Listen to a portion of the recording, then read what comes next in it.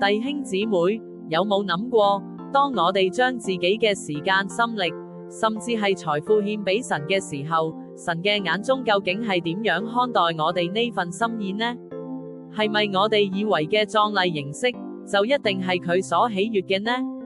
定係有更深層嘅意義，等緊我哋去發掘呢？聖經話我哋知，神重視嘅從來都唔係表面嘅華麗，而係我哋擺上每一分心意嘅真誠。佢將我哋嗰份毫無保留、甘心樂意嘅奉獻，視為一份聖潔榮耀嘅獻禮。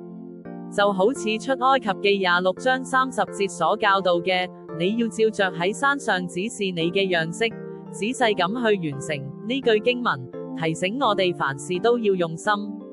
呢個樣式唔單止係指外在嘅藍圖，更係指我哋內心嘅態度同對神嘅敬畏。神希望我哋每一份奉獻都係出於愛，而且係盡心盡力、一絲不苟。當我哋用愛去服侍，用細緻嘅心去敬拜，呢份精緻嘅敬拜就會成為神同我哋之間最美麗嘅連結。願我哋都能夠獻上咁樣嘅生命，榮耀我哋嘅天父。